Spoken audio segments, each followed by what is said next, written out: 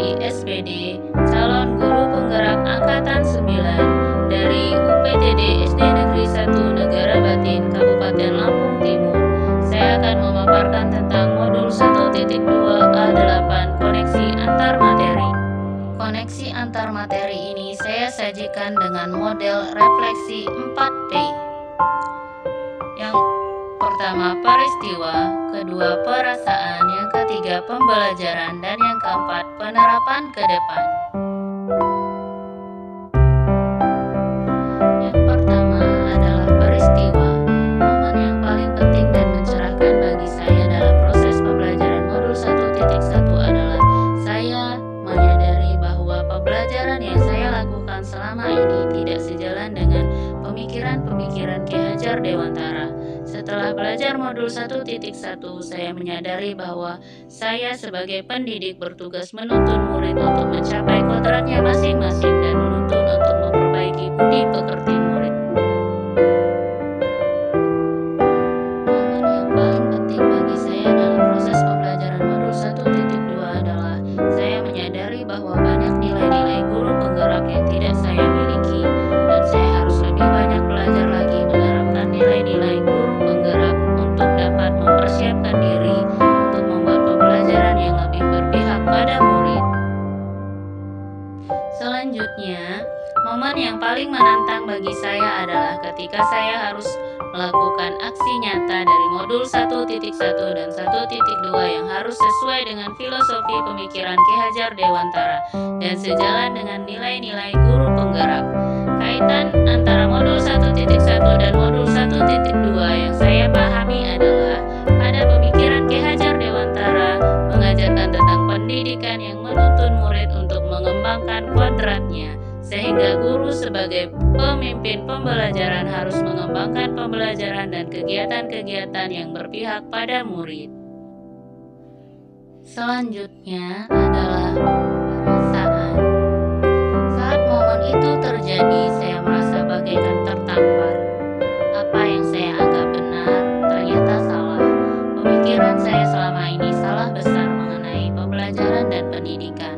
Setelah belajar modul 1.1 dan modul 1.2, saya merasa perlu banyak belajar dan mengembangkan diri lagi untuk dapat menerapkan nilai-nilai guru penggerak guna mendukung terlaksananya kegiatan pembelajaran yang berpihak pada murid. Saya merasa senang sekali dapat mengikuti kegiatan-kegiatan pembelajaran yang sudah saya lalui baik pada modul 1.1 ataupun modul 1.2. Karena menambah pengalaman-pengalaman dan wawasan saya mengenai dunia pendidikan serta mengubah cara pandang saya dalam mendidik.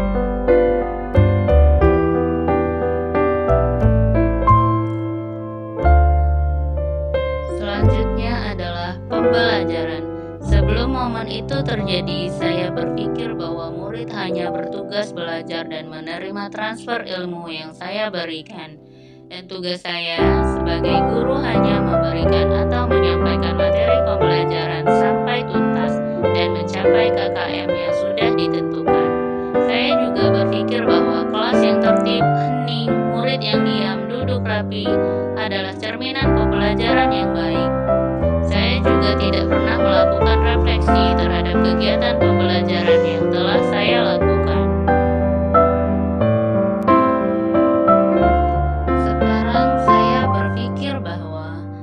Adalah manusia unik yang harus dilayani dan dituntun sesuai dengan kodratnya. Saya harus mampu melakukan refleksi terhadap kegiatan pembelajaran yang telah saya laksanakan. Saya juga harus mampu berkolaborasi dengan baik dengan berbagai pihak. Kemudian saya juga harus mampu mandiri untuk mengembangkan segala kompetensi yang saya miliki sebagai pendidik. Saya harus mampu melakukan berbagai inovasi model pembelajaran yang berpihak pada murid. Rencana pengembangan diri yang akan saya lakukan mulai dari sekarang adalah: yang pertama, menerapkan kegiatan pembelajaran yang berpihak pada murid, kolaboratif dan inovatif, seperti memfasilitasi murid untuk belajar secara berkelompok, berdiskusi dan mempresentasikan hasil diskusi di depan kelas, serta dengan dengan kegiatan pembelajaran sambil bermain sesuai dengan materi pembelajaran.